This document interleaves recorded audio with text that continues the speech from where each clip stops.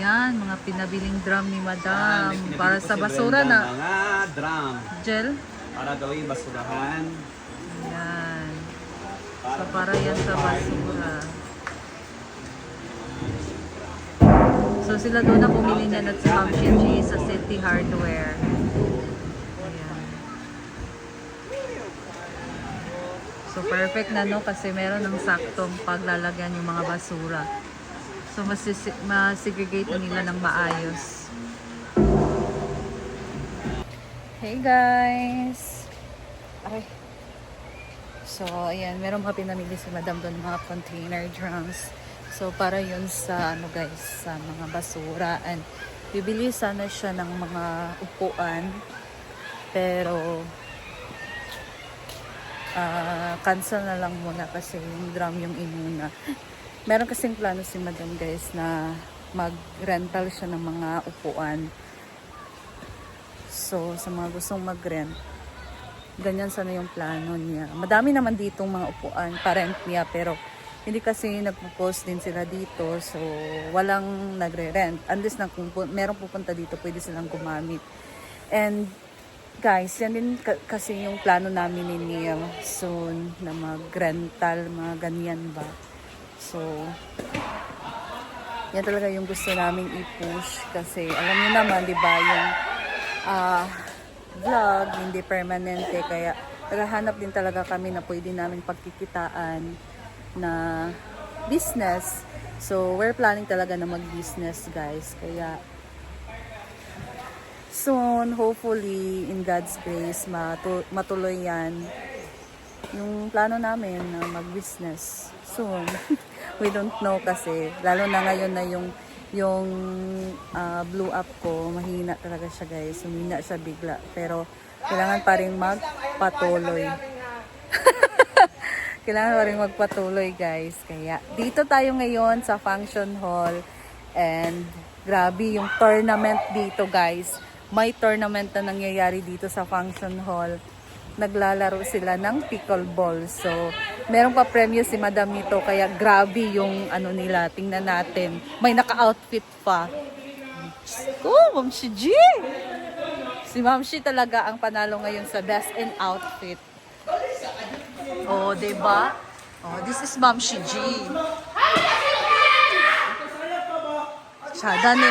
Nagsyagita ang mga tao.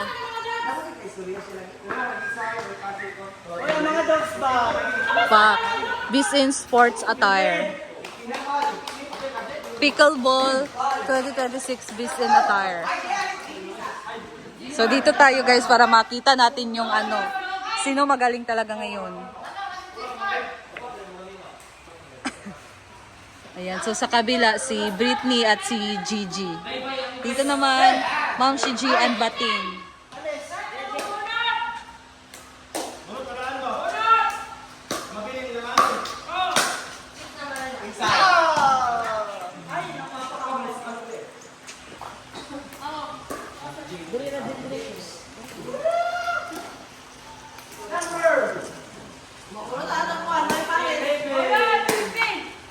Oh.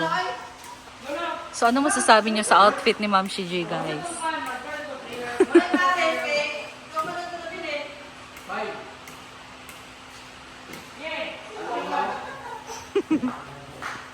Grabe, ang sexy. So wala palagi sila Madam.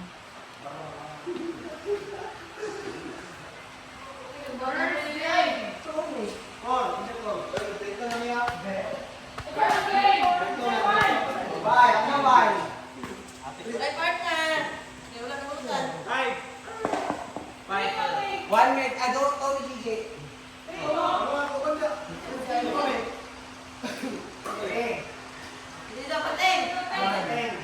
One.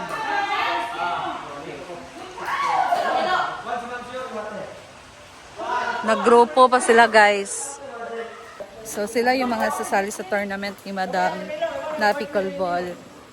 Masarap sana sumali niyan guys, pero hindi ko alam paano yan laruin. Wala pa akong experience niyan. Parang ang simple lang niyang tingnan, pero mahirap pag nasa ano ka na. Yung ikaw na yung naglalaro. So, anyway, naggrupo-grupo na sila.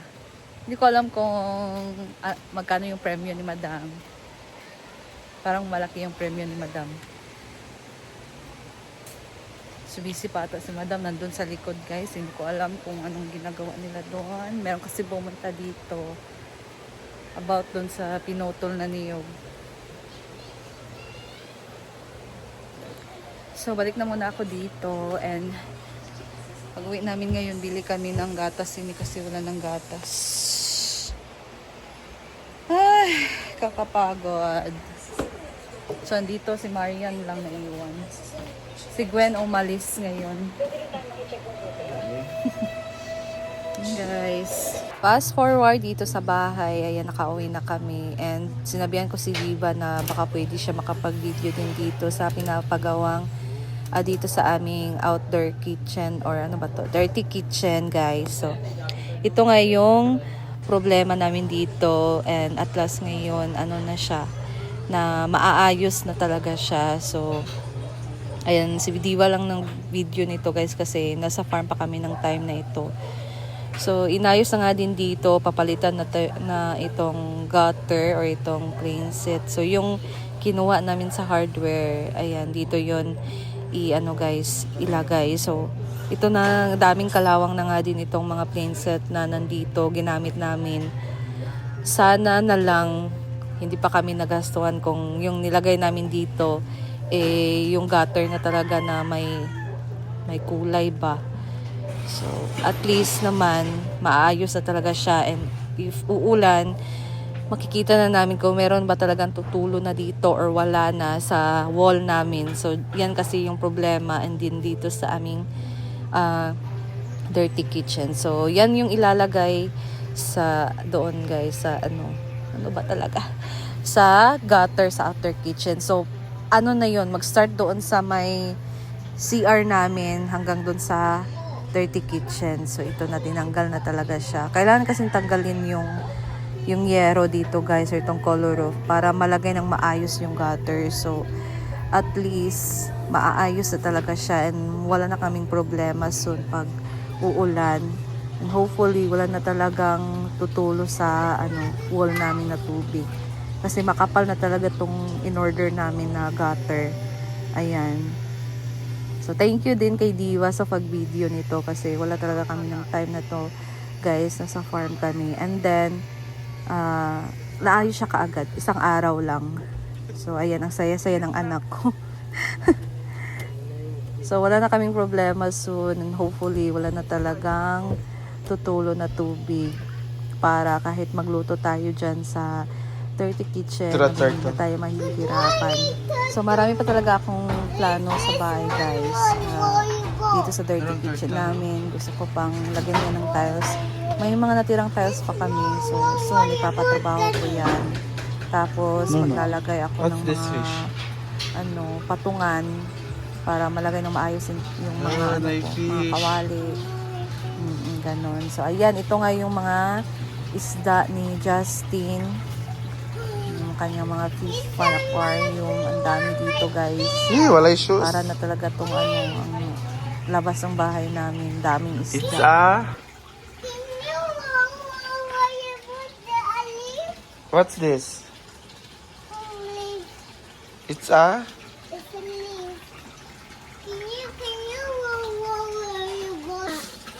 Unsa ang fish?